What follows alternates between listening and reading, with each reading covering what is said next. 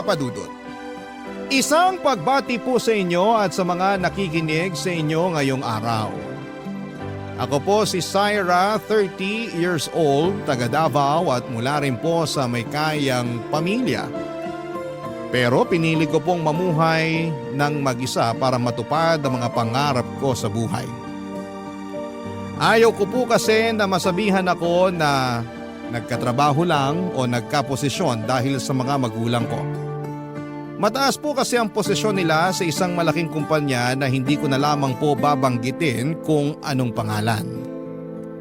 Relationship manager po ako sa isang bangko at masasabi ko pong nakakabuhay na rin naman ng pamilya ang sweldo ko. Nang umalis po ako sa amin ay nag-rent na lamang ako ng bahay sa isang subdivision. Hindi naman po yung kalakihan at hindi rin po kamahala ng upa. Simple lamang po talaga yung bahay, may isang kwarto, may maliit na sala at may 2 CR. 2 po kaming nagbabayad ng 2 years ko na ka-live-in na si Rocco.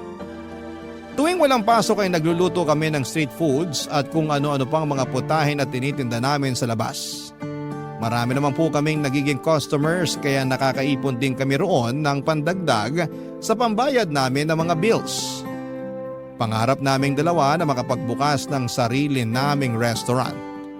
Kung tutuusin ay pwede naman po kaming mangutang na lamang ng puhunan sa mga magulang namin o kaya ay mag-loan, pero mas gusto po kasi namin na galing talaga sa savings yung gagamitin naming panimula. May kababata po ako, Papa Dudut. Loti ang pangalan niya at mas matanda siya ng 2 taon sa akin. Nagkakilala kami noon dahil mag-best friend ang tita namin. Same school kami noong high school kasi sa public po ako noon nag-aaral. Pero noong college ay nagkahiwalay na kami at yung huling balita ko po sa kanya ay nag-stop na siya sa pag-aaral. Last year lang po nang mag-chat siya sa akin para magpaalam kung pwedeng makituloy muna siya habang naghahanap ng trabaho dito sa Davao City. Pumayag naman po ako dahil hindi naman daw po siya magtatagal. Pero sa katagalan ay medyo nagkaproblema na rin kami ni Lottie. Yung dapat ay 1 buwan niya lamang sa amin ay umabot na po ng mahigit 2 buwan. Kaya nagpresenta na siyang tumulong sa pagtitinda namin para araw-araw na kaming kumikita roon. Sinasahuran din naman namin siya daily pero sa una lang po siya masipag. Kalaunan ay napapadalas na ang hindi niya pagtitinda at unti-unti na ring lumalabas ang katamaran niya, Papa Dudut.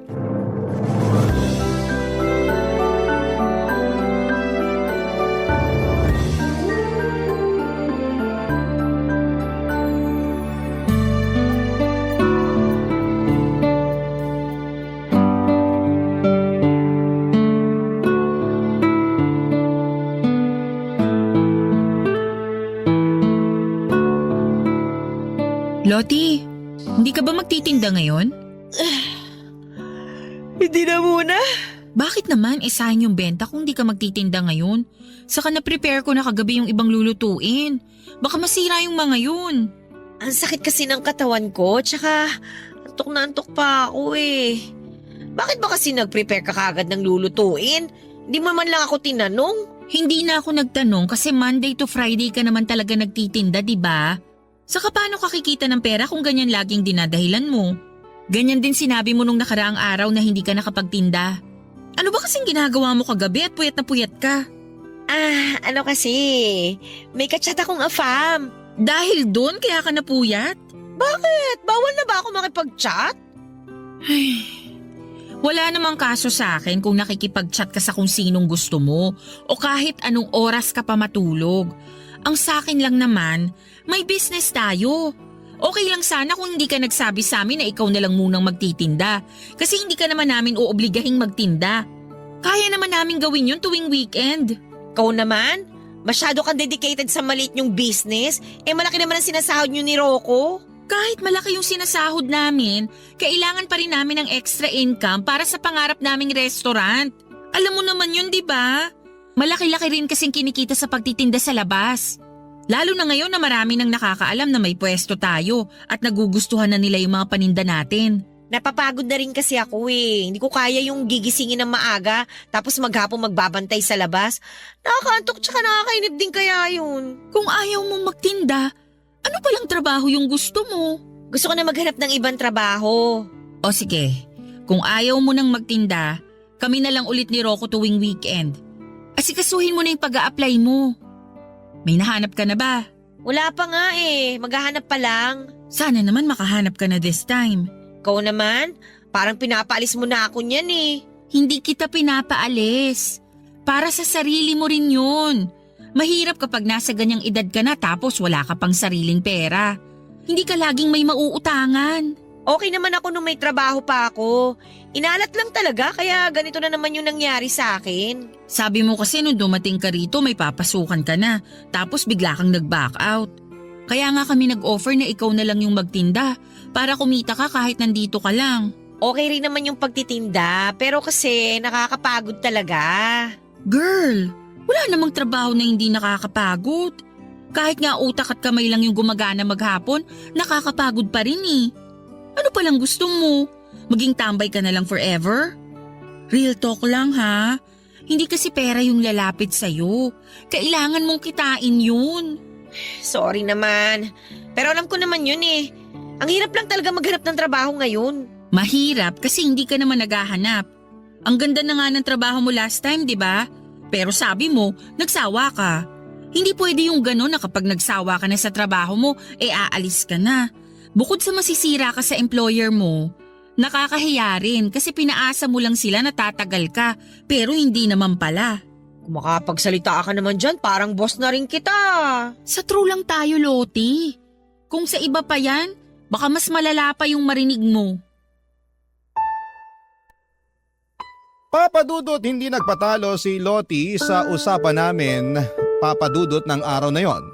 Marami pa siyang isinagot para depensahan ang katamaran niya. Hindi ko po yun nagustuhan at napansin na rin ni Rocco ang pagiging tamad niya at yung pagiging attitude niya sa akin. Kaya sinabihan na niya akong paalisin na roon si Loti. Ang kaso ay naaawa rin naman ako dahil wala pa siyang matutuluyan. Ilang araw mula nang huminto sa pagtitinda si Loti ay nag-chat sa akin ang tita niya na best friend ng tita ko. Kinukumusta siya dahil nalaman daw nitong sa akin siya nakikitira. Doon ko po nalaman na tita pala niya ang naging amo niya sa huli niyang trabaho. Nag-try daw siyang mamasukang kasambahay. Ang problema, 1 linggo pa lang siya roon ay nagpaalam na siyang aalis dahil hindi raw kaya yung pagod sa dami ng gawain. Sinabihan ako ng tita niya na huwag siyang konsentihin para matutong tumayo sa sarili niyang mga paa. Sinabi ko naman na bala ko na rin talagang paalisin si Loti. Pinagbigyan ko lang ng mga 1 buwan para makahanap ng trabaho. Pero gaya ng una, hindi yun nangyari. Bukod sa tambay siya ay naging problema ko na rin ang pakikialam niya sa mga personal kong gamit, Papadudot.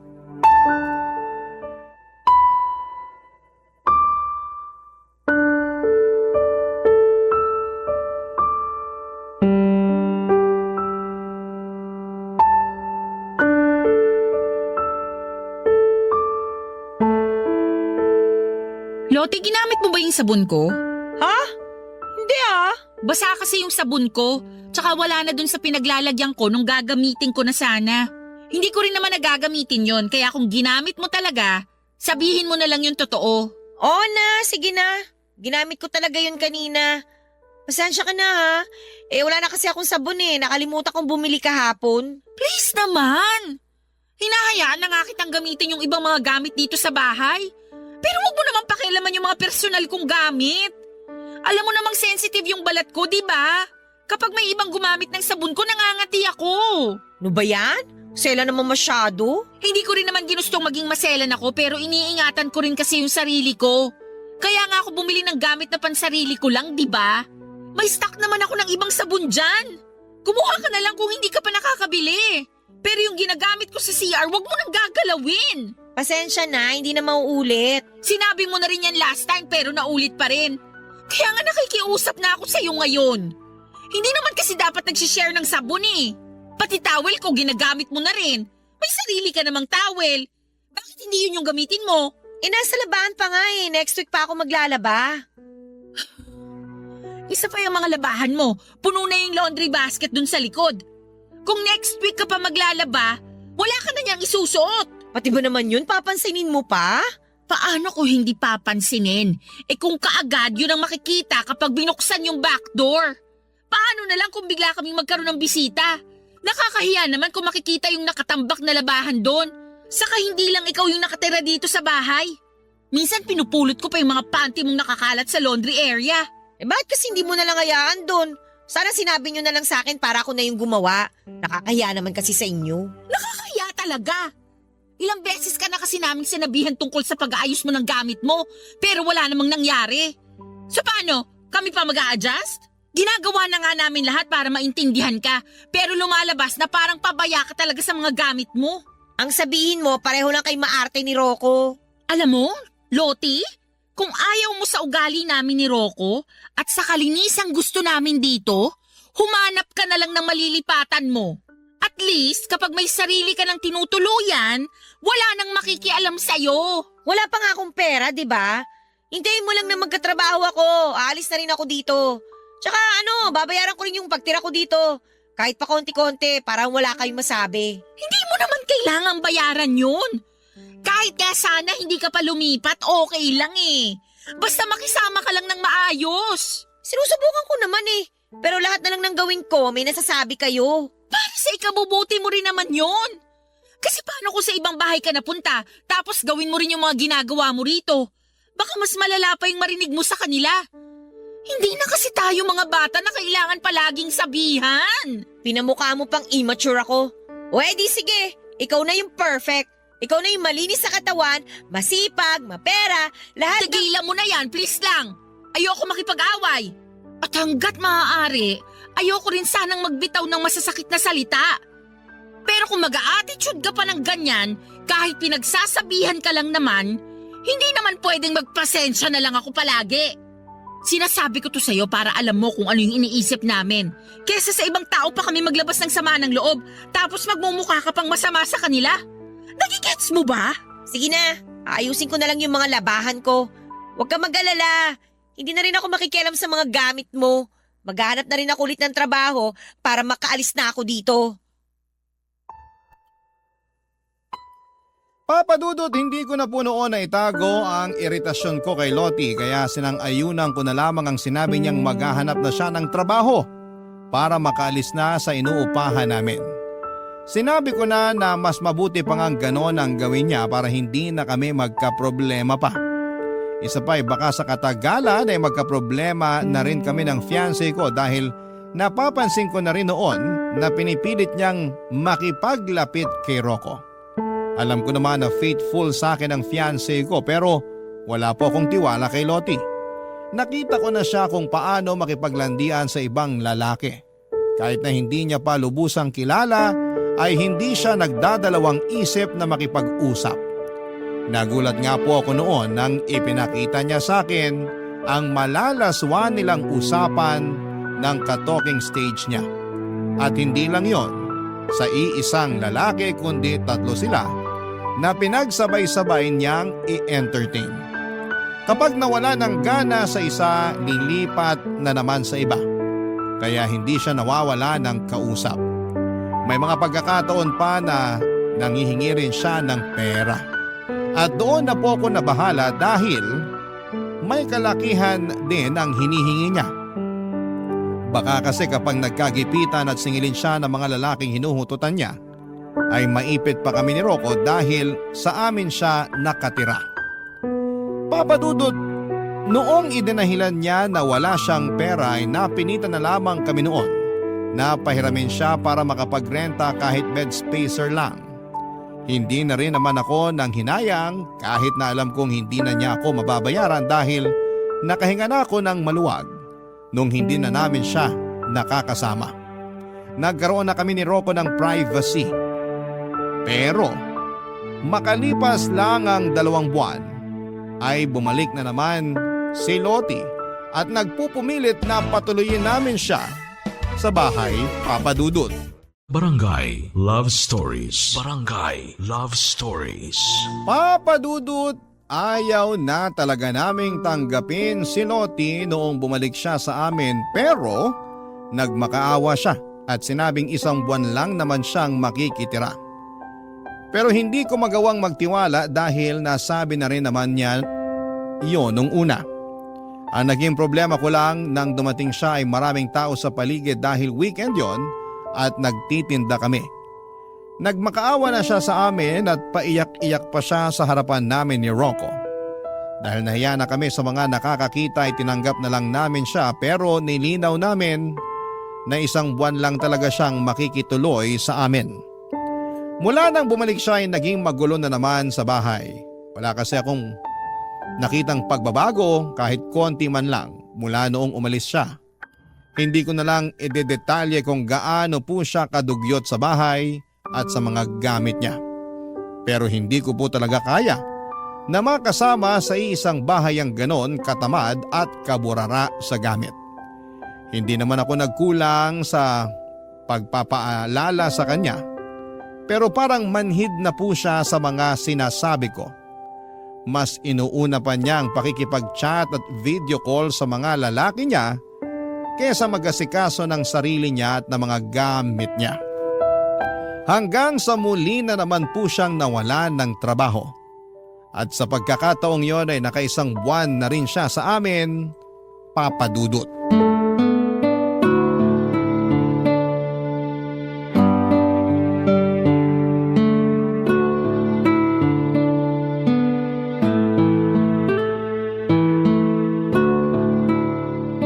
Ang sarap mo talaga magluto, Bes. Luto ka ulit ang hamonado, ha? Marunong ka namang magluto, di ba? Bakit hindi mo subukan? Wala kasi ako sa mood magluto, eh. Pero mahilig kang kumain. Oo, pero nandiyan ka naman eh. Alam ko namang mabait ka, kaya hindi mo ko hayaang magutom. Kapal ng mukha ah. Uy, ba't ka naman nagsasalita ng mag-isa dyan? Lakasan mo naman yan para marinig ko. Wala yun, may naalala lang ako bigla. Okay, sabi mo eh. Uy, siya nga pala, hindi ba uwi si Rocco dito ngayon? Hindi, dun muna siya uuwi sa bahay nila. Ay, ganon? Sad naman. So, wala ka palang dilig ngayong gabi. Magaling siguro siya sa kama, no? Sorry ha, pero hindi ako komportabling pag-usapan yung tungkol sa ganyan namin ni Rocco. Sa amin na lang yun. Hindi naman yung something na pwede kong i-share kahit kanino. Dapat alam mo rin mag-value ng privacy mo. Ito naman, napakaseryoso mo sa buhay. Eh, teka, tinan mo to? May bago na naman akong ka-talking stage. Alam mo, saya niya kausap. Hindi nakaka-bore. Tapos ang hot pa niya, ha? Ay, sana magkita na kami. Ano yan? Bakit ganyan yung mga sinisend mong picture? Halos kita na yung buong dibdib mo dyan, Loti. Ha? Hindi naman na. Charot lang. Hanggang hindi pa kita yung pasas ko, carry pa yan, no? Tsaka, at least nakakit sa akin yung mga nakakausap ko. Anong ibig mong sabihin? Hindi lang isa yung ka-talking stage mo? Aba, syempre, bestie. Ano ka ba? Ang boring naman kung iisa lang. Para namang hindi mo alam na marami akong lalaki. Seryoso? Paano mo kinakayang makipag-usap sa kanilang lahat? Ano yun? Lahat sila pinapaasa mo na magiging boyfriend mo? Dami mo naman tanong. Given ang pinapaasa ko lang sila. Pero aware naman sila, no? Alam naman nilang naglalaro lang kami. Loti, hindi magandang tignan sa isang babae na maraming kalandiang lalaki ha. Girl, boring ang buhay na walang kalandian. The more the merrier. Tingnan mo ako. Laging masaya kasi araw-araw yung Pasko sa akin. Ay, hindi kita maintindihan. Hindi kasi yan gawain ng matinong babae. Wow, napaka-pure mo naman, girl. Linis yarn. Hindi ako nagmamalinis, Loti. Hindi lang naman iisa yung naging boyfriend ko, pero never kong ginawa na magsabay ng 2 lalaki o higit pa sa isang relasyon. Eh di ikaw na yung malinis. Hayaan mo na lang ako. Wala namang mawawala sa'yo kung hindi mo ako pakikialaman, di ba? Alam kong buhay mo naman yan, pero bilang kaibigan mo, pinapaalalahanan lang kita. Kasi may malasakit pa rin naman ako sa'yo kahit ganyan ka. Salamat na lang sa malasakit mo. Pero masaya talaga ako na marami akong nilalanding lalaki. Tsaka single naman silang lahat eh. Paano ka nakakasiguro? Porket sinabi nilang single sila, maniniwala ka na? Sa bilis mong maniwala, baka mamaya may nasira ka na palang relasyon. Lalo na kung ganyan yung ginagawa mo. Nagsisend ka ng picture ng cleavage mo. Hanggat walang nag-PPM sa akin para sabing boyfriend nila yung nilalandi ko, kakalma lang ako, bestie.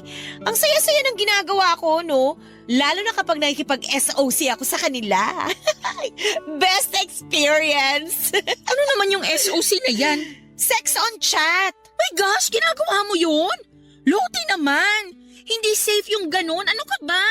Oy, may rules kami ng mga nakaka-SOC ko, kaya safe kami, no? Alam mo, hindi ko na kinakaya yung mga nalalaman ko. Bahala ka na nga dyan. Papadudot, lumaki po ako na galing sa conservative na pamilya.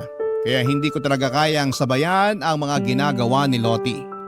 Hindi ko nagustuhan na masyado siyang welcoming pagdating sa mga lalaki.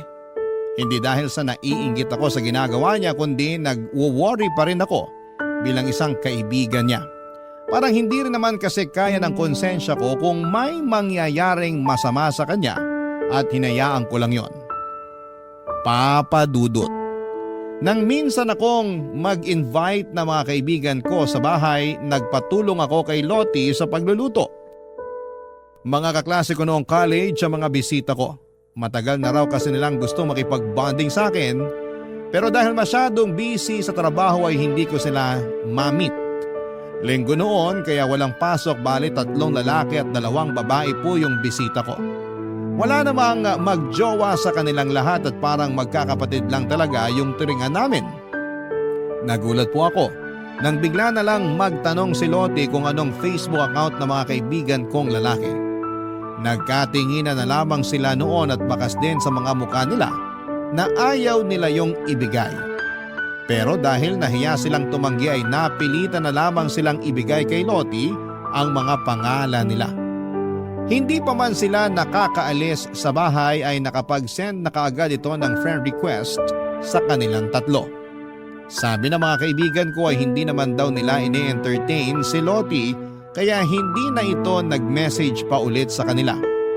Pero matapos yon, papadudot ay sinabi sa akin ni Lottie na snub daw pala ang mga friends ko. Lihim na lang akong natawa noon. Hindi naman kasi uubra sa lahat ng lalaki ang paglalandi niya.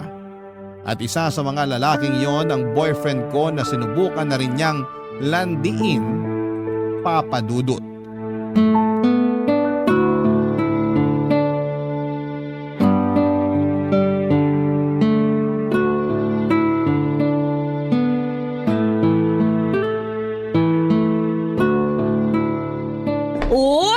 Mukhang masarap yung niluluto mo patikim nga. Hindi ko pa natitimplahan na maayos. Mamaya na lang. Okay lang. Mukhang masarap naman lahat ng niluluto mo Parang ikaw. Uy, ano ba? Uy! Ba't ka ba nangyayakap? To naman!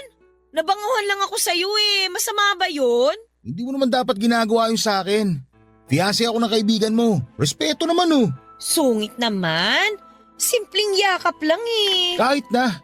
Saka desisyon ko naman kung sino lang ipapayagan ko yumakap sa akin. Kaya pwede ba? Huwag mo nang uulitin yun.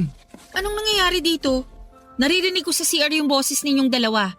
Nagtatalo ba kayo? Pinagsabihan ko lang tong kaibigan mo. Bigla-bigla na lang kasi nangyayakap habang nagluluto ako rito. Ano? Ginawa mo yon, Lottie? Alam nyo ang OA nyo.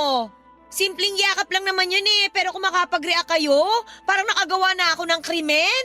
Simpleng yakap lang? Una sa lahat, bakit mo siya yayakapin? Hindi mo siya boyfriend.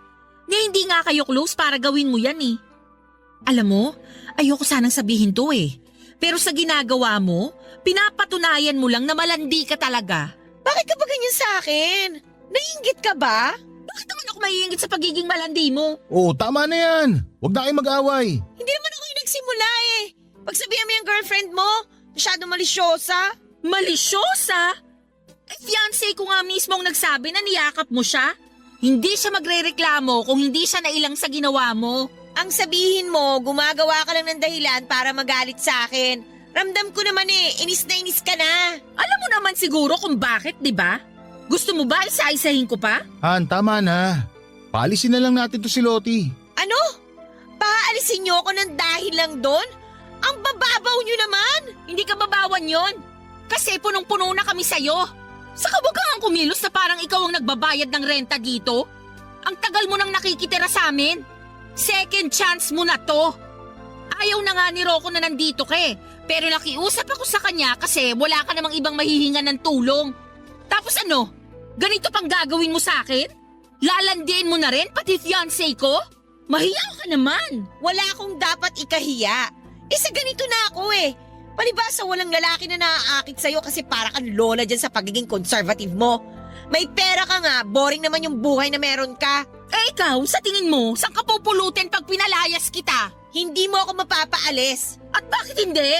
Loti, pakiusap lang, umalis ka na. Pero Rocco, wala naman akong ginagawang masama ah. Please, kesa lumala pa tong pagtatalo natin, umalis ka na lang. Ngayon talaga? Gabing-gabi na. Sige, kung hindi mo kaya ngayong gabi, kahit bukas na lang.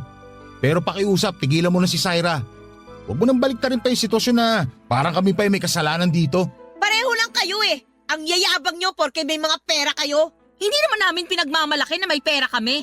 Ikaw lang yung nag-iisip ng kung ano-ano dyan, tapos gagamitin mo sa amin para magmukha kaming masama. Ginawa na nga namin lahat ng pag-a-adjust para sa'yo. Kahit na ikaw dapat ang gumawa nun kasi ikaw yung nakikitira. Wow! So talagang pinamumukha nyo sa akin na pabigat ako rito. Tama na nga. Mag-impake ka na lang ng mga gamit mo. Kung bukas mo gusto umalis, bahala ka. Basta bukas ng umaga, dapat wala ka na rito.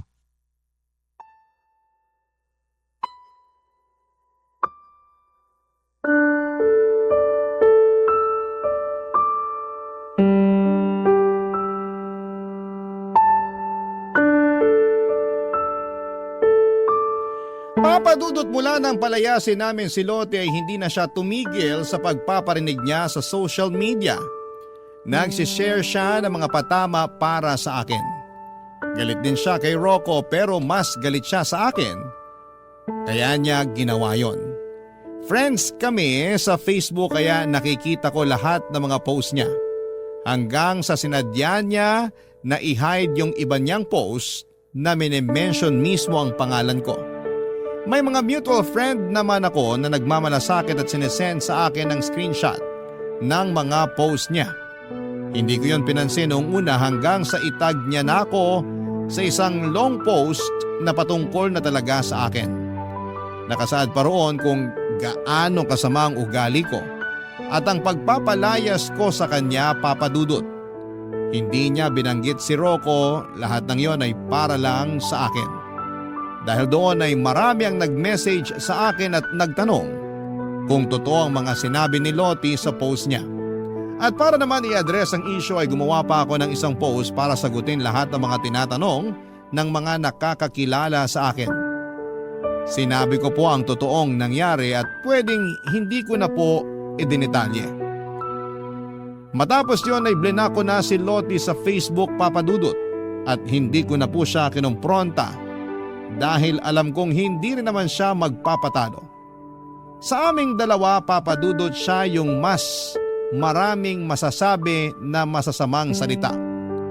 Kahit marami pa rin ang nagtatanong sa akin ay mas pinili ko na lamang na manahimik at ipagpatuloy ang buhay namin sa kabila ng mga ginawa ni Loti.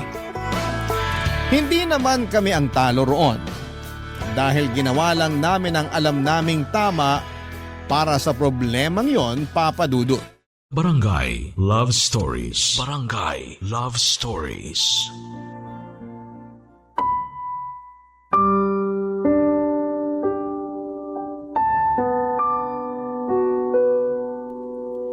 Papadudot, kahit na hindi ko pinatulan si Loti sa mga issue na ginagawa niya ay nalaman ko na hindi pa rin pala siya tumitigil sa paninira sa akin. Panay pa rin pala ang pagpo-post niya ng mga patama at kung ano-anong paninira. Kesyo burara daw ako sa mga gamit, marumi ako sa bahay, nagkukunwaring mabait at mabuting tao pero mapagpanggap naman. Aaminin ko na medyo naapektuhan na po ako noon pero hindi pa po natapos doon ang paninira niya sa akin. Inalam niya kung sino-sino ang mga close friends ko sa trabaho at hindi ko na nga po alam kung paano niya pa nalaman yon. Dahil nakablock na po siya sa account na ginagamit ko. Tanging mga friends ko na lamang po ang nakakakita sa mga post ko. Pero nagulat na lamang po ako noong sabihin sa akin ng isa sa mga malalapit kong kaibigan sa trabaho na nag-message sa kanila si Lottie tungkol sa issue na ginagawa niya sa akin. Sinisiraan ko raw yung mga katrabaho ko kahit na hindi naman yun totoo. Para linawin ang issue ay ipinakita ko po sa kanila ang mga post ni Lottie tungkol sa mga patama at paninira niya sa akin dahil sa pagpapalayas namin sa kanya ni Rocco. Doon ko lang po nalinis ang pangalan ko sa mga katrabaho kong sinubukan niyang i-brainwash. Papa Dudut.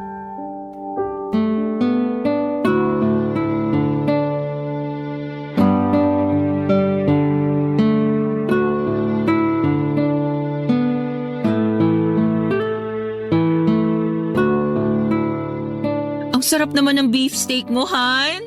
Gumagaling ka na talaga sa pagluluto, ha? Siyempre naman. Kailangan ko na masanay sa pagluluto. Kasi kapag ipinagbubuntis mo na yung first baby natin, hindi ko hayaang mapagod ka rito. Wow, ang sweet naman ng mapapangasawa ko. Ikaw rin naman. Ay, sarap sa pakiramdam kapag tayong dalawa lang yung nandito, no? Iniisip mo na naman ba yung ginawa ni Lottie? Hindi naman madaling kalimutan yun. Lalo na hindi pa rin siya tumitigil sa paninira sa'yo. Pwede mo nga siya kasuhan sa ginawa niyang paninira sa'yo sa mga katrabaho mo eh. May ebidensya ka naman. Ayoko na ng guluhan. Saka sa tingin ko talaga parang may mental health problem siya. Kaya hayaan na lang natin siya. Baka mas lalo pa siyang lumala kapag pinatulan natin ang pinatulan. Hindi mo dapat hinahayaang abusuhin yung pagiging mabait mo. Mamimihasa yun. Baka nga hanggang ngayon, hindi pa rin tumitigil si Lottie hanggat hindi ka niya nakikitang umiiyak na parang isang talunan. Baka sa susunod, mas malala pa yung gawin niya sa'yo. Hindi naman siguro. Sino yun? Halos gibain na yung gate ah. Halika, tingnan natin. Syra! Syra, lumabas ka dyan! Ay, sabi ko na eh. Hindi pa talaga tapos si Lottie sa panggugulo sa'yo. Lumabas ka, Syra! Kailangan ng babaeng to. Ano na naman ba to, Lottie? Bakit ka nag-iiskandalo rito? Gabi na nagpapahinga na yung mga kapitbahay namin. Wala akong pakialam! Papasok ako! Tumabi ka dyan! Aray! Syra, okay ka lang? Makatula ka naman. Ayaw mo kasing tumabi eh! Sabi ng papasok ako! Hindi ka na pwedeng pumasok dito. Trespassing ka. Sa tingin mo may pakialam ako? Nandito ako kasi inis na ako sa'yo! Ano ba kasalanan sa'yo ni Syra? Kung tutusin nga, siya ay mas may karapatang mainis o magalit sa'yo dahil sa mga paninirang ginawa mo sa kanya. Pasalamat ka, hindi kanya pinatulan. Huwag ka nga nakikisawsaw dito! Feeling gwapo ka naman dyan! Kasali ako rito. Pumasok ka sa bakur ng bahay na inupahan namin. Kaya bakit hindi ako makikisawsaw? Umalis ka na nga! Han, hayaan mo na nga muna kaming mag-usap. Kapag sinaktan niya ako, tumawag ka ng tanod. Tanod? Ha! Ako lang to, pero tatawag na kayo ng tanod? Ang hihinaan nyo naman? Bakit ka ba kasi nandito? Hindi pa ba obvious? Nandito ako para guluhin ka. Hindi mo ako pinapansin sa Facebook eh. Nasasayang lang yung oras ko sa kapo-post. Pero hindi ka man lang tinatablan. Manhid ka na ba o sadyang makapal talaga yung mukha mo kaya dinededma mo lang ako? Sa ating dalawa, ikaw yung makapalang muka. Anong karapatan mo na siraan ako? Wala akong ginawang masama sa'yo. Ginawa ko na nga lahat para tulungan ka pero abusada ka. Sa tingin mo may tutulong pa sa'yo kung ganyan yung ugali mo? Kung ayaw mo akong tulungan, pwes, dadagdagan ko na lang yung problema mo sa buhay. Uy! Lottie, ano ba? Busag na Parang busag! tanga! Tigilan mo yung mga halaman ko! Bakit ko naman gagawin yon? Alam ko mahalaga sa'yo itong mga halaman mo. Mahal to, di ba? Lalo na itong mga paso na to. Kaya mas maganda kung sisirain nating lahat. Lottie, pwede ba? Tumigil ka na! Ayoko! Kung hindi ka titigil! Ano, ha? Ano? Anong gagawin mo sa akin? Ha? Kaya mo ako? Oh! Kayang-kaya ko tong gawin sa'yo! Oh, loko! Siguro naman ngayon, nahimasmasang ka na! Papa Dudut, kahit nasampal ko noon si Lottie ay hindi pa rin siya tumigil sa panggugulo niya. Gumanti siya sa akin, sinampal niya rin ako at sinabunutan pa. Nagsabunutan kaming dalawa, Papa Dudut, at sa galit ko ay hindi ko talaga binitawan ang buhok niya at pilit na isinubsob ang mukha niya sa mga halamang kong kumalat na dahil sa pagwawala niya. Sa pagpasok pa lang kasi ng gate ay bubungad na kagad ang mga inaalagaan kong halaman. Kaya yon ang pinagdiskitehan niya. Nang mapaghiwalay kami ni Rocco ay saka ko lang napansin ang mahahabang kalmot niya sa braso ko. Dumating ang mga tanod na tinawagan ni Rocco noong gabing yun. Dinala si Lottie sa barangay kasama kami ng fiancé ko. Papadudot nagkaroon kami noon ng kasunduan sa barangay na hinding-hindi na pupunta sa inuupahan namin si Lottie. At kapag bumalik pa siya roon para guluhin kami ay kakasuhan namin siya ni Rocco. Isinama rin namin sa kasunduan na titigilan na rin niya ang pagpaparinig at paninira sa akin sa social media. Babayaran niya rin ang mga nasirang paso at halaman na binili ko pa noong kalilipat pa lamang namin. May kamahalan pa naman po ang mga yon kaya hindi talaga ako pumayag na hindi siya magbabayad. Para na rin po bigyan siya ng leksyon sa ginawa niya. Mula nang mag-usap kami sa barangay ni isang sorry ay wala kaming natanggap mula sa kanya.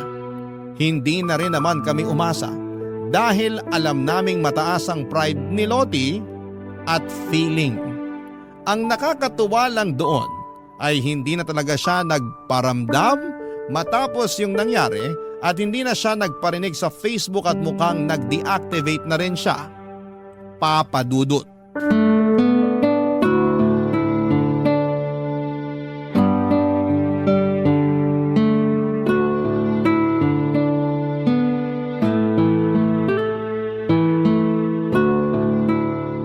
Han, nag-o-open ka pa ba ng Facebook account mo? Hindi na masyado. Ba't mo natanong? Wala naman akong gagawin online. Mas gusto ko pang lumabas kesa magbabad sa gadget. Tsaka wala naman dun yung buhay ko, no? Hindi ako kagaya ni Lottie na masyadong papansin kaya oras-oras online at may kachat. Han, Totoo naman eh. Kahit walang makain basta may kalandian okay lang. Inilaan niya na yata yung buong buhay niya kaka-Facebook. alam kong naiinis ka pa sa kanya hanggang ngayon. Pero hindi rin naman maganda kung magsasalita pa tayo na masama tungkol sa kanya. Hindi ba pwedeng maglabas muna ng inis o galit sa kanya? Nandun ka naman eh. Alam na alam mo yung pinagdaanan ko dahil sa kanya. Pinili kong hindi siya patulan pero tignan mo naman yung nangyari. Kahit anong iwas yung gawin ko, inilalapit niya pa rin sa akin yung gulo. Tapos ngayong naiinis ako sa kanya, parang nagmumukha pa akong masama. Gusto ko lang namang ilabas to. Okay, sorry. Di mo naman kailangan mag-sorry. Siya may kasalanan sa akin. Sa ating dalawa. Ay, naiinis pa rin kasi ako. Siguro hanggat hindi gumagaling tong kalmot niya sa braso ko, hindi ako makaka-move on. Kung pwede nga lang pabayaran pati yung mga nalagas kong buhok gagawin ko para mahirapan siya sa paghahanap ng ibabayad niya. Nakabuti rin naman sa kanya yung ginawa mo. Naobligan na talaga siya maghanap ng trabaho para mabayaran kanya sa panahong ibinigay mo. Sana nga talaga magpakatino na siya para may tagalan din siyang trabaho. Hindi ba siya natatakot na sa ganong edad niya, wala pa rin siyang ipon? Paano kung magkasakit siya o may masamang mangyari sa kanya? Wala siyang mahuhugot kasi mas inuuna niya yung mga walang kwentang bagay. Kaya sana matuto na siya. Hindi lahat ng tao kaya magpasensya sa ugali niya, no? Ay, kahit naman ako, hindi ko talaga siya gusto. Kung hindi nga lang dahil sa'yo, hindi talaga ako papayag na makasama natin siya sa isang bahay. Unang kita ko pa lang sa kanya, alam ko nang pasasakitin niya yung ulo mo. Hindi na ba siya nagpaparinig sa'yo sa Facebook? Hindi na. Kung ganun, baka natauhan na rin siya sa mga ginawa niya. Ay, hayaan na natin siya. Kung nagawa mo magpatuloy sa buhay nang hindi nagpapaapekto sa kanya noon, alam kong magagawa mo ulit yun. Tama ka. Magagawa ko ulit yun. Pero dapat, hindi na natin siya pag-usapan. Okay, yun lang pala eh. Kahit forever pa natin gawin yun. Nga pala, Han. Parang gusto ko na ulit mag-travel. Kahit dito lang sa Pinas. Pwede naman. Pero ang tanong, may free time ka ba? Mas masaya sana kung at least 1 week yung pahinga natin. Marami na tayong pwedeng puntahan nun. Pwede naman ako mag-leave. Sure ka na gusto mo talaga? Actually, gustong gusto. Para makahinga naman tayo sa mga nangyari. Kung ganon, magandang idea yan. Saan mo ba gusto? Sa Batanes. Sige, sa Batanes tayo. Pero sagot ko na muna yun, okay? 50-50. Han, Nagbibiro lang ako. Oo na, ikaw na yung gagastos. Pero sa susunod, 50-50 na talaga ha. hindi naman kita sisingilin eh. Ikaw talaga. Kahit mag-break tayo, Walang breakup na mangyayari.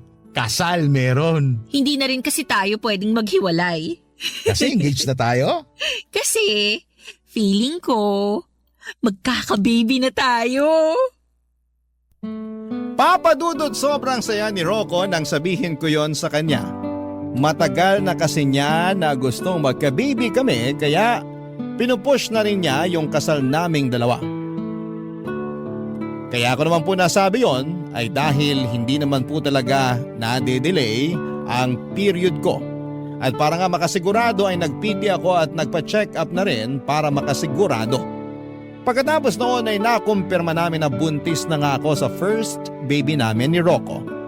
Bago yung kasal namin, isa sa mga in-invite ko yung tita ni Lottie. Habang magkausap kami sa phone call, ay nabanggit niya na nabuntis daw si Lottie nang huli nitong naka-meet up.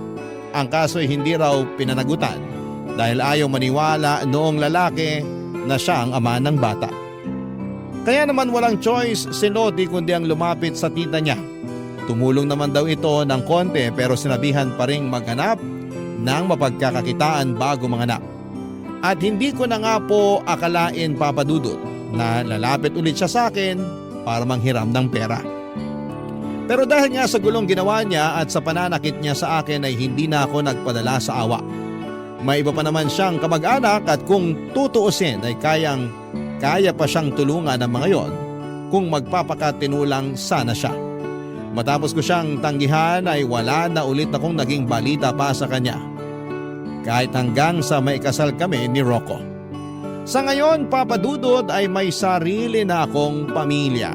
Sa awa ng Diyos, kahit minsan ay hindi naman kami nagkaroon ng problema sa pinansyal. Kaya masasabi ko po talaga na sobrang blessed ang pamilya namin. At palagi po naming ipinagpapasalamat yon. Hanggang dito na lamang po ang kwento ko at maraming salamat po sa inyo, Papa Dudut. Ganon din po sa Barangay LS na patuloy na nagbibigay aliw at inspirasyon sa mga kagaya namin na mahilig makinig ng mga kwento ninyo. Pagpalain po sana kayong lahat. Ang inyong forever kapuso at kabarangay, Syra.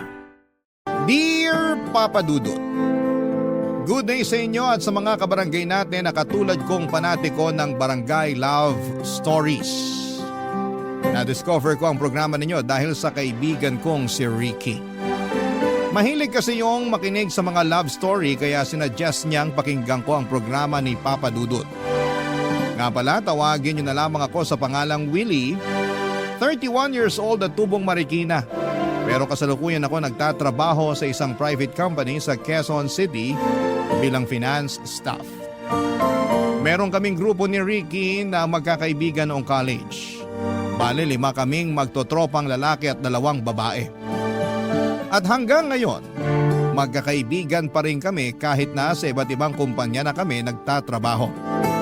Sa paglipas nga ng panahon ay halos naka-attend na ako sa mga kasal at binyag ng mga anak ng mga kaibigan namin. At netong August 2024 lang ay kasal naman ni Ricky at ng long-time girlfriend niya ang aming pinuntahan. Pero sa aming 7, Papa Dudut, ako na lang ang natatanging walang girlfriend o asawa.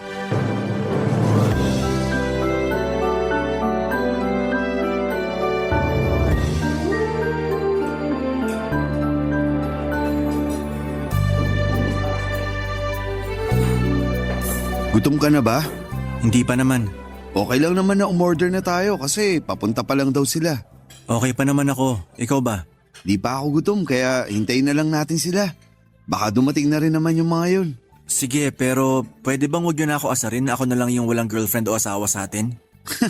Wow! Sino nang aasar sa'yo? Nagtanong ka pa talaga. Eh ikaw nga yung pasimuno ng pang-aasar. Sorry na tol, huwag ka nang magalit sa akin. Hindi naman ako galit, inis lang. Alam ko naman na wala pa akong girlfriend. Hindi niyo na yung kailangan ipamukha sa akin ng paulit-ulit. Oh, kalma. Paanong kakalma? Nakakarindi na. Concerned lang naman kami sa'yo. Siyempre, masarap pa rin yung may karelasyon. Ayos lang ako. Hindi ko kailangan nun. Sinabi mo na yan few years ago. Baka nakakalimutan mong 31 ka na. Lalagpas ka na sa kalendaryo pero wala ka pa rin pinakikilalang bebot sa amin. Sabihin mo nga, wala ka ba talagang nililigawan? Wala. Kahit dun sa trabaho mo, wala ka nagugustuhan? Wala nga. Ayoko magkaroon ng relasyon na katrabaho ko. Bakit? Bawal ba? Hindi. Prinsipyo ko lang. Nako, pag na-inlove ka, walang binatbat yung prinsipyo mo. Kahit ano pang sabihin mo, hindi ko ilalagay sarili ko sa alanganing sitwasyon. Mas mahal ko kaya peace of mind ko. Kaya kung ako sa'yo, tigilan mo na pagsasabi sa akin na maghanap na ako ng liligawan para magka-girlfriend na. Kau naman, wag mo naman masamain. Sabi ko nga, concerned lang naman kami sa'yo. Hindi ka ba naiinggit sa amin? May kanya-kanya na kaming asawa at partner. Hindi ako naiinggit dahil masaya naman ako sa buhay ko kasama ang parents ko. Hindi habang buhay kasama natin parents natin. Siyempre, darating din yung panahon na kailangan mong bumukod at bumuo ng sarili mong pamilya. Yung masasabi mong sayo talaga. Kung totoo nga yan, sana walang matandang dalaga at binata sa mundo. Gusto mo bang maging katulad nila? Ha? Kita mo na? Sabi mo nga, gusto mo rin magkaroon ng sariling pamilya. Pero di naman ganun kadali yun. Hindi ko alam paano ako mag-uumpisa. Anong di mo alam? Sa panahon ngayon, kahit teenager marunong manligaw. Saka maraming paraan para makakilala ka ng babae. Sumama ka kaya sa amin pag lumalabas kami para mag-hangout sa gabi hanggang madaling araw. Hindi yung umuwi ka agad ng maaga sa inyo. Dahil sabi mo nagluto ng masarap na hapunan yung mama mo. Mas gugustuhin ko pang kumain ng luto ni mama kesa sumama sa inyo magpakalasing. Tapos kinabukasan pinepeste ng hangover. Tingnan mo to. Napaka-KJ mo talaga. Paano ka makakakilala ng babae niyan? Sa bar lang ba't gimikan ako pwede makakilala ng babaeng liligawan? Hindi naman. Pwede rin sa mga volunteer works or marathon. Balita ako maraming magagandang babae dun. Hoy, bunganga mo. Bakit? Baka nakakalimutan mo na may asawa ka na. Hindi ko nakakalimutan yun, no? Loyal kaya ako. Sana nga, kasi galit ako sa mga cheater. Alam mo kung ano ang sana ko? Ano? Sana magka-girlfriend ka na. Para naman maranasan mo na yung may katabi sa gabi.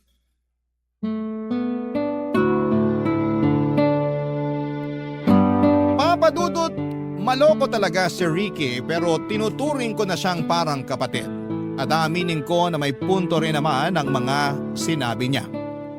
Sa totoo lang ay may pagkatorpe akong lalaki. Ewan ko ba pero sa tuwing magdidesisyon na akong ligawan ng isang babae ay parang aso na nababahagang bundot ko. Marami akong the one that got away o yung tinatawag nilang totga. May tsansang sinayang at opportunity na nawala. May mga nagustuhan din naman akong babae lalo na sa pinagtatrabahuhan ko pero ibang-iba kasi talaga ang personality ko pagdating doon. Kumbaga ay introvert ako, ang gusto ko lang ay pumasok sa trabaho, magtrabaho, umuwi at sumweldo. Hindi niyo ako masisisi. Kaliwat ka ng iskandalo ang nasaksihan kong nangyari sa opisina namin sa loob ng 9 na taon kong pagtatrabaho doon. Nandyan yung walang katapusang affair at kung ano-ano pa. Kaya naman nangako ako sa sarili ko na hindi ako mai-involve sa ganong klase ng sitwasyon. Pero syempre nangangara pa rin naman ako na makakakilala ng babaeng mamahalin at pakakasalan. At doon nga dumating sa buhay ko si Mary nang minsan siyang mag-apply sa pinagtatrabahuhan ko, Papa Dudut.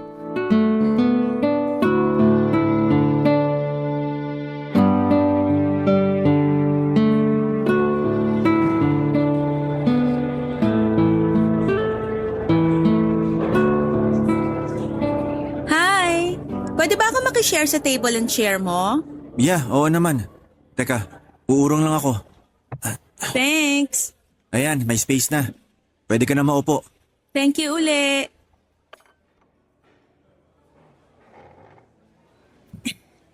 Ayan, sa wakas nakaupo na rin ako.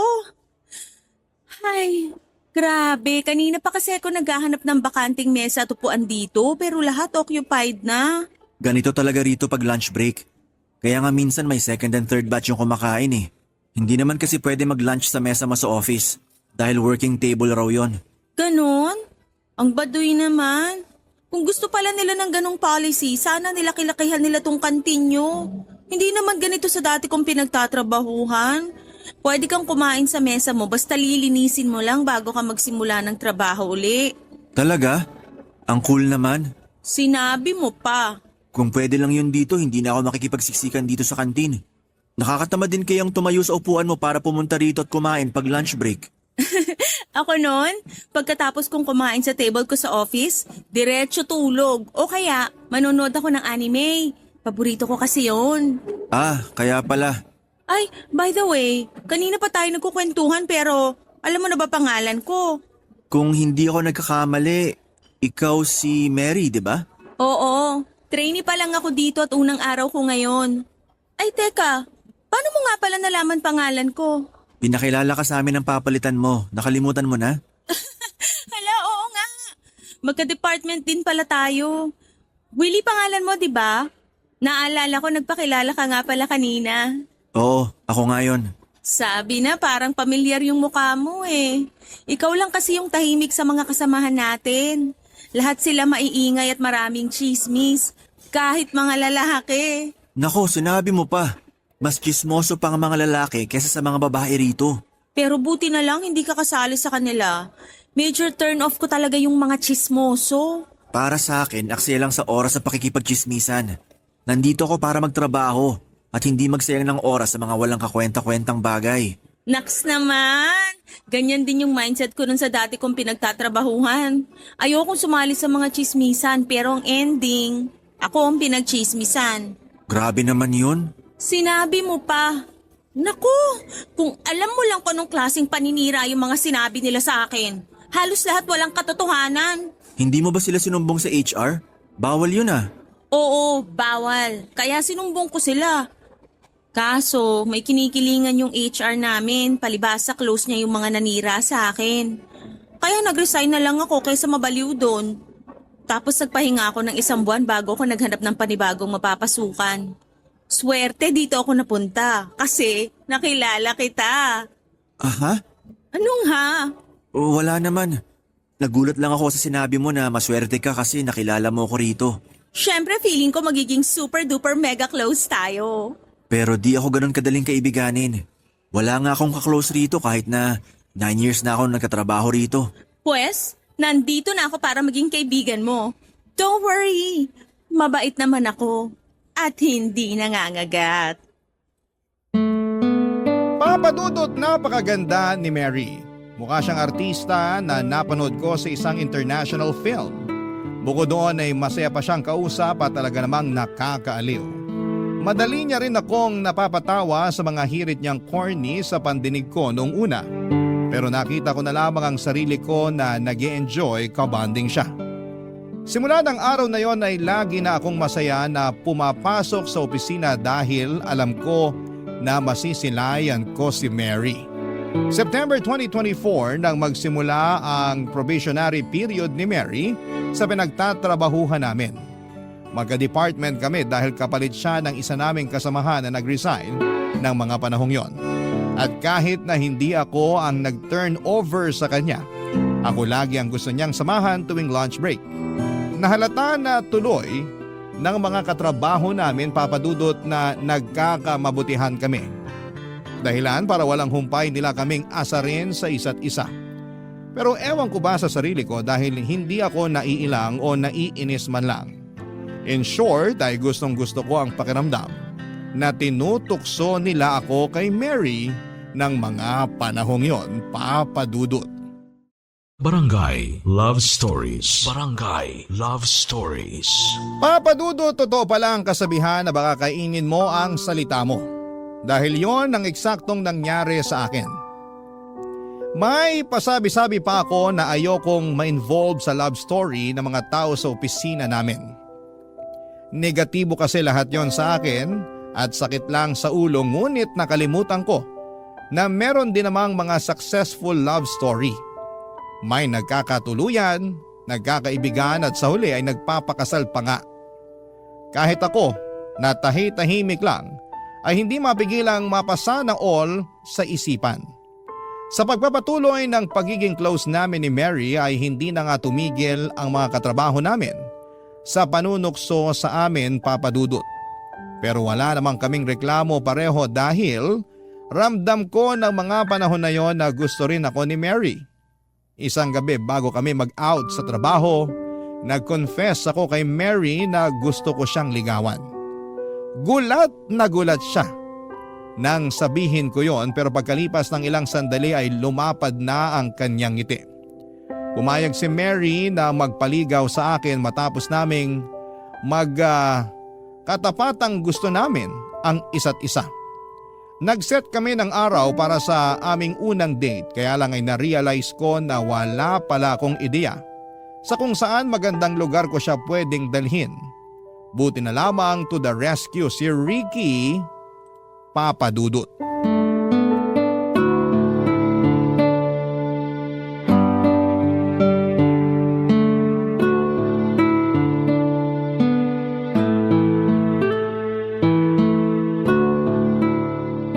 Buti naman naligaw ka rito sa bahay namin. Siyempre, miss ko na luto ni tita eh. Kahit kailan mukha ka talagang pagkain. Oo naman, food is life, ika nga. Pero thank you, kasi pumunta ka. Welcome.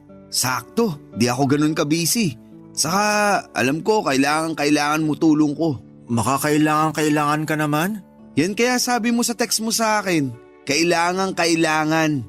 Gusto mo basahin ko? Teka, nasa na ba yung cellphone ko? Wag na, ikaw naman. Aminin mo na kasi na kailangan mo ng expertise ko sa mga bagay na tungkol sa paghanap ng magandang date spot.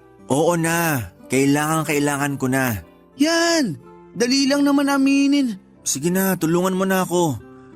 Saan ko ba pwedeng dalhin si Mary para sa una naming date? Marami naman magagandang restaurant around Metro, lalo na dun sa Tomas Morato. Lagi kami nagde-date dun ni Mrs. Kaso gusto ni Mary yung may mga overlooking. Pangarap daw niya makapunta sa mataas na lugar. Overlooking at mataas na lugar ba ka mo? Kung gusto mo ng malapit-lapit, pwede sa Rizal. Sa Antipolo, overlooking doon. Sa Tanay at Teresa din. Meron din mga overlooking na kapehan sa Angono. Ikaw na lang mamili. Pero gusto ni Mary yung malamig. Malamig? Alam ko na. Pumunta kaya kayo sa Tagaytay. Perfect spot yun para sa mga gusto ni Mary. Malayo yun, di ba? Oo, pero sulit naman punta nyo. Doon ko dinala misis ko nung unang date namin.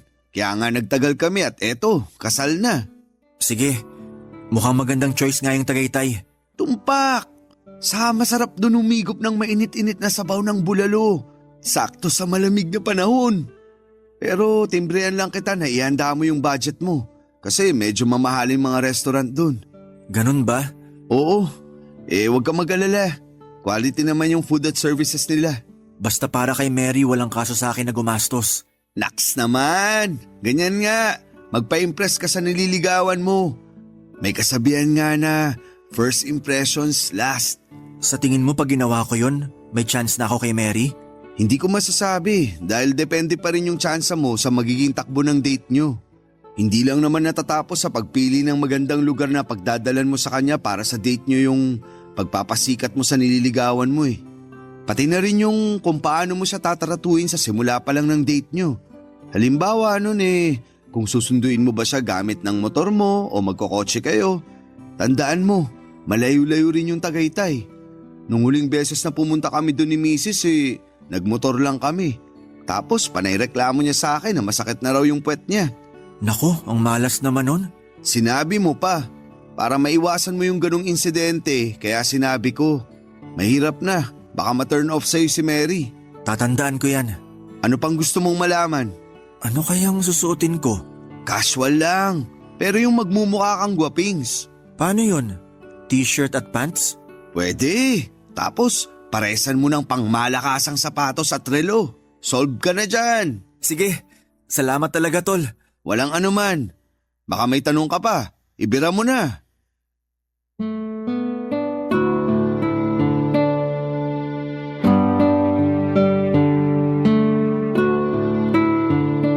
Papa Dudut, dahil tiwala ako sa pagiging expert ni Ricky sa relasyon ay sinunod ko ang payo niyang dalhin sa Tagaytay si Mary para sa aming unang date. Medyo may kamahalan ng restaurant na pinili ko pero pinag-ipunan ko na lamang yon.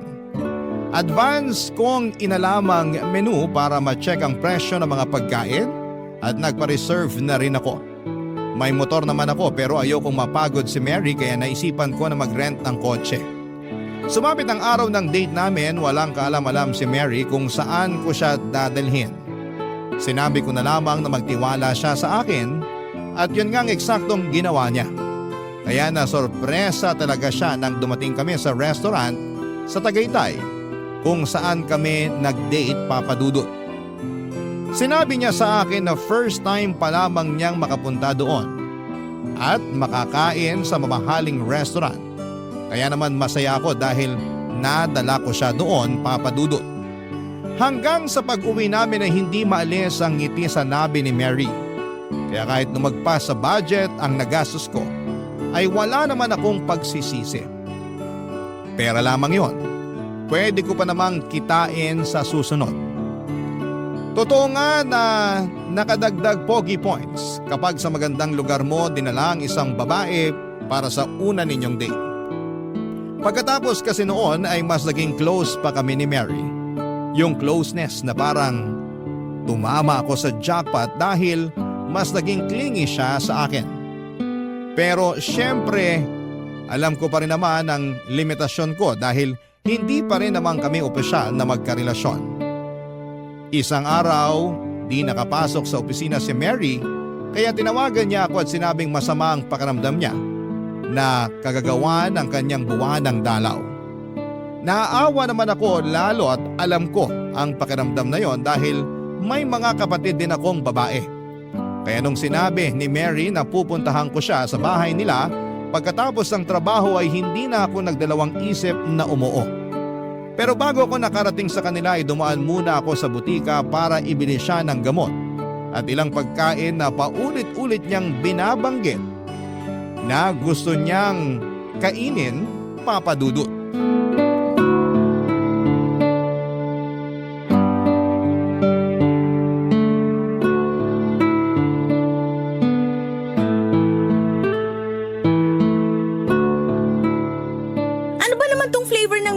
Binili mo? Chocolate ba to o ano? Cookies and cream yan. Hindi mo ba gusto? Hindi! Matcha kaya favorite ko. Akala ko cookies and cream. Nabanggit mo kasi kanina. Oo, pero di ko sinabing favorite ko yan. Yung sister ko ang may favorite niyan. Nasarapan lang ako nung pinatikim niya pero loyal pa rin ako sa matcha. Hindi ba halata? Green nga favorite color ko eh. Ganun ba? Pasensya ka na. May magagawa pa ba yung pasensya mo? Hindi ko naman ito maiinom. Oh, sa'yo na lang. Hindi rin naman ako umiinom niyan. Mahina tiyan ko sa ganyan. Anong gagawin ko rito? Tapon ko na lang. Mary naman, kung ayaw mo, ibigay mo na lang dun sa kapatid mo na paborito yan. Wala siya rito, nasa school pa. Ay, hirap naman kasi sa'yo, may plano ka palang bumili, di ka man lang nag-text sa akin para magtanong. Gusto kitang sorpresahin, para kahit paano gumaan-gaan yung nararamdaman mo. Alam ko mahirap din pag nagkaka-period. Paano mo naman nalaman? Eh hindi ka naman babae. May mga kapatid akong babae. Ay, whatever. Palpak pa rin yung milk tea na binili mo. Imbis na gumaan pakiramdam ko, naging mabigat palalo dahil mali naman yung flavor na pinili mo. Sorry na. Ay, oh, ano pa ba yung iba mong dala? Mga gamot lang tsaka heating pad. Meron na ako niyang heating pad eh. Saka di ako umiinom ng gamot kahit mamatay pa ako sa sakit. Ayoko nun. Ay, oh, ano naman yung nasa paper bag? Fries and burger. Yak, ayoko niyan. Ilayo mo nga sa akin yan, nasusuka ako sa amoy. Please lang. Akala ko ba gusto mo nito? Paano mo naman nasabi na gusto ko yan, ha? Sinabi mo kaya sa call kanina. Kanina yon, pero hindi na ngayon. Ayoko na niyan, ang baho, nakakasuka yung amoy. Ay, parang sa lagay wala na akong dinalang matino ah. Buti alam mo, sa kakasalanan mo rin naman yan dahil hindi ka marunong magtanong. Pwede mo naman akong i-text para alamin yung gusto ko at kailangan, pero di mo ginawa. Gahol na kasi sa oras. Tsaka nandun ako sa pagbilhan ko eh. Kahit na. Ay, puro ka dahilan eh. Oh, edi ngayon hindi sana masasayang yung mga pinamili mo. Hindi mo ba talaga tatanggapin tong mga binili ko? Kahit tong gamot lang at heating pad. Hindi ka ba nakikinig? Hindi nga ako naggagamot at meron na akong heating pad. Mabuti pa iuwi mo na lang yan sa mga kapatid mong babae. O di kaya bigay mo sa mga pulubi dyan sa daan. Baka mas kailangan nila. Mary naman eh. Bakit ganyan tono mo? Parang ang laki ng kasalanan ko sa'yo eh. Sinabi ko lang naman feelings ko. Wala naman akong sinabing may kasalanan ka. Ay, hayaan mo na nga. Papadudot yun ang unang beses na nakapunta ako sa nirerentahang apartment nila Mary. Kasama niya doon ang mga magulang niya at 3 nakababatang kapatid. Malit lamang ang tinutuluyan nila pero meron namang hiwalay na kwarto para sa kanya. Kaso'y tambak din ang damit at iba pang mga gamit ang kwarto ni Mary kaya medyo masikip. Claustrophobic pa naman ako kaya bahagya akong hindi nakahinga. Pero natiis ko naman. Kaya lang ay nakadagdag sa bigat ng nararamdaman ko ang pagtatalo namin ni Mary dahil sa maling flavor ng inumin na binili ko para sa kanya. Hindi rin niya nagustuhan yung iba ko pang mga pasalubong. Na-disappoint ako nang hindi niya kinatuwa yung mga gamot at heating pad na nabili ko na pwede niyang gamitin habang may period siya. Sa isip ko ay napaka-ungrateful niya pero buti na lamang dahil nagsorry din naman siya sa akin kinalaunan. Napansin yata niya na frustrated na ako at hindi makahinga ng maayos sa sikip na kwarto niya. Kaya nagkabati rin kami ng gabing yon. Matapos niyang humingi ng peace offering na bilhan ko rin ng makakain ng magulang at mga kapatid niya, Papa Dudu. Barangay Love Stories. Barangay Love Stories. Papa Dudut, hindi naman ako madamot na tao. Pero habang tumatagal ang panliligaw ko kay Mary ay mas nagiging demanding siya. Kapag nasa opisina kami ay lagi siyang nagpapabili sa akin ng cravings niya katulad na lamang ng mamahaling kape. Dati naman ay ayos na sa kanyang instant coffee kasi masarap naman daw at nakasanayan na niya.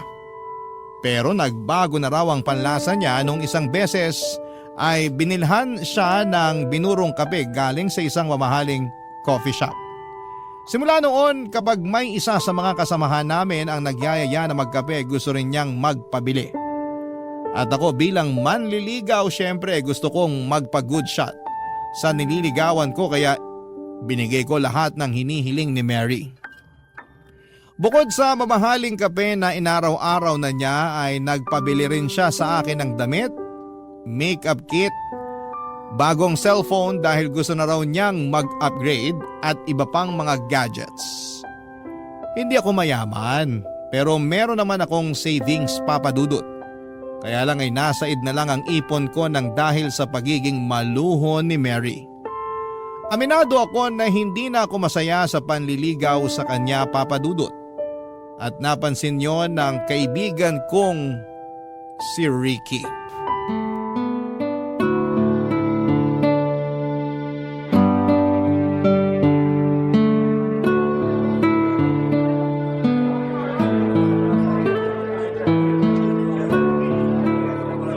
Himala, hindi mo yata ka-date ngayong linggo si Mary. Ikaw nga, di mo kasama asawa mo. May outing sila ng mga kaibigan niya sa La Union. Banding daw kaya hinayaan ko na. Si Mary, may outing din ba? Wala naman. Busy lang. Hindi. Nagtanong nga kanina kung may plano raw ba akong ilabas siya. Sabi ko may pupuntahan ako. Pero palusot ko lang yon. Ayoko muna siyang i-date. Oh, bakit naman? Naka-budget ako eh. Sigurado di naman yun papayag na mag-date kami sa pipitsuging lugar. Expected na niya kasi na dadaling ko siya sa mamahalin. Talaga? Oo. Katulad nung unang date namin sa Tagaytay. Sandali. Kayo na ba o nililigawan mo pa lang siya? Nililigawan pa lang. At ganun na siya makapag-demand sa'yo? Oo, pero nung una di ko naman naisip yun. Kaya lang… Anong hindi? Demanding siya tapos hindi pa pala kayo. Pambihira. Di ako makapaniwala na ganyan pala ugali ng babaeng yan. Mabait naman si Mary. Mabait kapag may kailangan. Alam mo tol, magpakatotoo ka na nga. Tayo lang magkausap dito. Magsabi ka sa akin, ano pang hiningi sa'yo ng babaeng yan? Marami-rami na rin. Nagsimula lang naman yun sa mamahaling kape, pagkain, Tapos mga damit, sapatos, makeup kit, bagong cellphone at iba pang gadget. Pulubi ba siya? Ricky naman. No offense pero asal pulubi yan eh. Yung nangihingi sa manliligaw.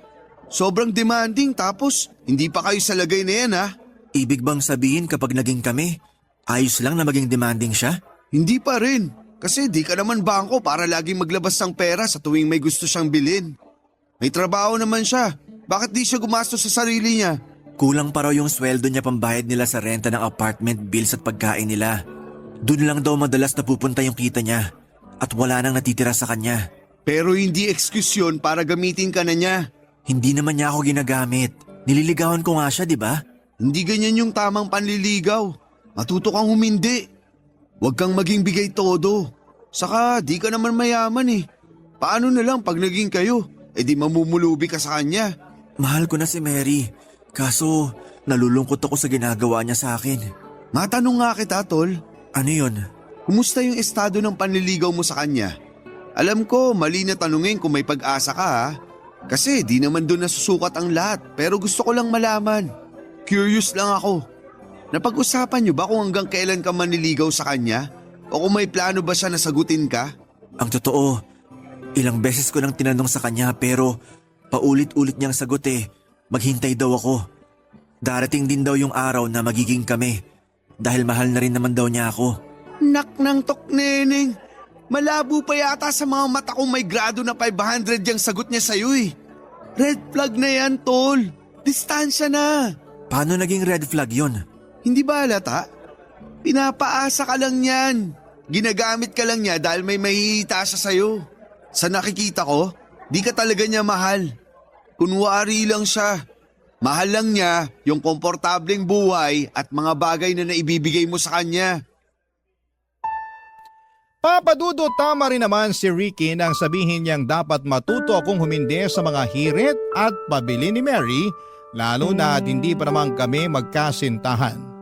At kahit na kami na, dapat alam ko rin ang limitasyon ko sa mga bagay na kaya kong ibigay sa ngalan ng pag-ibig. Pero ayoko naman talagang isipin na ginagamit lamang ako ni Mary para makabili ng mga luho niya, Papadudot. Hindi ganon yung pagkakakilala ko sa kanya, kaso'y pinapakita niya ay unti-unti akong naliliwanagan sa tunay niyang pag-uugali. Pero siguro'y wala namang pinanganak na perpekto, Papadudot. At dahil nga mahal ko noon si Mary, handa akong makipag-compromise. Dahil napansin ko na madalas ay wala siyang baon ay naisipan kong ipagdala na rin siya ng pananghalian. Tiwala naman ako na magugustuhan niya ang luto ng mama ko kaya pinagbaon ko siya. Nagdala na rin ako ng merienda para hindi siya gutumin pero makaraan lamang ang 3 araw. Nalaman ko na chinichismis niya pala sa mga kaopisina namin na hindi masarap ang luto ng mama ko. Na-cheap akong manligaw at hindi raw ako ganong kaseryoso sa kanya. Masama ang loob ko sa kanya pero nang sumunod na araw ko na siya kinumpronta kung kailan magkasama kami sa bahay nila. Sabado kasi noon at pinapunta niya ako sa kanila, Papadudot.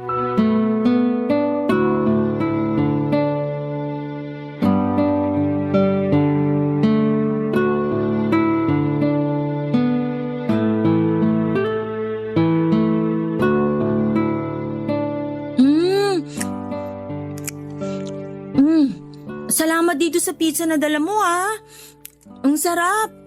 Buti na lang naisip mo na magtanong sa akin bago ka bumili para di nasasayang yung pera mo. Buti naman nagustuhan mo na. Oo naman. Paborito ko to pepperoni. Ayaw mo ba? Di ka kumakain Hindi mo gusto yung flavor? Gusto naman pero wala akong gana. Sige ka, ubusin namin to nila nanay at tatay. Sige lang, family size naman yan. Sandali nga. Bakit naman ganyan tono mo? Ang cold mo Hindi ako cold. Wag mo nga akong pinaglololoko. Alam ko yung cold sa hindi. Aminin mo, masama loob mo na pinabili kita ng pizza, no? Hindi masama loob ko. Saan naman ang galing yan? Sa akin lang. Base sa naobserbahan ko sa'yo. Ano? Tama ako, di ba? Masama loob mo? Hindi nga masama ang loob ko. Bakit ganyan mood mo? Nagtanong ka ba talaga kasalanan mo kung bakit ganito ang mood ko? Paano naging kasalanan ko? Kasi chinichismis mo ako sa opisina. Sinisiraan mo ako dahil pinagbabaon kita ng pananghalian at merienda. Pati luto ng mama ko iniinsulto mo pa. Tama ba yun? Yun ba? Bakit? Na-offend ka? Nagsasabi lang naman ako ng totoo, lalo tungkol sa luto ng mama mo. Hindi masarap pero lagi mo nga nauubos yung dala ko sa'yo. Siyempre, nakakahiya naman kung magtitira ako, no? Sakasan ka naman nakakita ng manliligaw na pinagbabaon yung nililigawan niya? Ikaw palang nakita kong ganon. Anong masama doon? Wala. Pero ganyan ka ba kakuripot? Kuripot pa pala ako sa lagay na to? Halos lahat nga binigay ko na sa'yo kahit na hindi pa tayo. Magiging tayo rin naman eh. Maghintay ka lang. Hirap sa'yo, masyado kang mainipin. Hindi ako mainipin. Marunong ako maghintay. Pero mukhang tama nga yung sinabi ng kaibigan ko tungkol sa'yo. Ano yon, ha? Na demanding ka at manggagamit. Ano? Ulitin mo nga yon? Demanding ka at manggagamit. Ginagamit mo lang ako kasi may mapapala ka sa akin. Pero ang totoo, di mo naman talaga ako mahal. Sinasabi mo lang na mahal mo ako para di kita bitiwan. Paasa ka, Mary. Ako pa talaga yung paasa? Ikaw nga tong nanliligaw, di ba? Hirap sa inyo, hindi lang nasunod gusto nyo, nanunumbat na kayo. Hindi ako nanunumbat, pero sumusobra ka na. Oo, nanliligaw pa lang ako. Pero hindi ibig sabihin pwede mo na akong abusuhin. Masyado ka namang pa-victim. Akala mo naman anong ginawa ko sa'yo. Gusto mo ba isoli ko mga gamit at damit na binigay mo? Nandyan lang naman kasi yung iba. Nakatambak lang. Hindi na. Ano namang gagawin ko sa mga yon? Mas kailangan mo yon. Anong sinabi mo? Nakaka-offend ka, ha? Wala na akong pake kung na-offend ka. Problema mo na yon. Buti pa alis na ako. At saan ka pupunta? Uuwi na. Wala talaga ako sa mood, sorry. Hoy, Willie! Bumalik ka rito! Huwag kang umalis! Hoy! Papadudot na piko na talaga ako noon kay Mary nang dinamay niya ang luto ng mama ko. Hindi kasi totoo yon. Masarap magluto si mama at nung sabihin kong ipagbabaon ko ang nililigawan ko ay suportado ako ng mama ko. Kaya naman nakakagalit na sinisira niya sa ibang tao ang luto ni mama. Bukod doon ay nakaka-offend din na tinawag niya akong cheap dahil lang sa gusto kong magtipid. Sa totoo lang, ayoko naman talaga siyang pagsalitaan ng hindi maganda o iwanan ang araw na magkasama kami sa bahay nila. Pero bigla ko na lang naramdaman na hindi ko na kayang maging masaya na kasama siya at nasasakal na ako sa kanyang presensya. Kaya nga pakiramdam ko ay nakahinga ako ng maluwag pagkalabas ko ng bahay nila, Papa Dudut. Hindi pa ako umuwi sa bahay ng araw na yon, sa halip ay dumiretso ako kina Ricky. Inoff ko rin ang phone ko para hindi ako matawagan ni Mary. Nang nakauwi na ako sa bahay, napakarami niyang text at missed calls. Humingi siya ng sorry sa akin at nangako na babawas-bawasan na niya ang pagiging demanding. Pero na mga panahon na yon ay desidido na akong tumigil sa panliligaw sa kanya, Papa Dudut, dahil naliwanagan ako sa naging pag-uusap namin ni Ricky. Hindi porke mahal mo ay hahayaan mo nang abusuhin ka. Nililigawan ko pa lamang yon, ha? Paano pa kaya, Papa Dudut, kapag naging kami na? Sa kasalukuyan ay hindi na kami magkatrabaho ni Mary matapos niyang mag-awol. Aminin kong iniisip ko pa rin kung kumusta na siya. Pero may bahagi sa akin na ayaw nang malaman ang kalagayan niya. Oo, minahal ko siya ngunit hanggang doon na lamang yon. Sana sa magiging karelasyon niya ay wag na niyang gawin dito yung bagay na ginawa niya sa akin. Hanggang dito na lamang po ang sulat ko, Papa Dudut, at sana'y mapili po ninyong i-ere sa programa ninyong Barangay Love Stories. God bless in advance sa inyong lahat, no? And ako po ang inyong kapuso at kabarangay forever na palagi nakatutok sa inyo, Willie.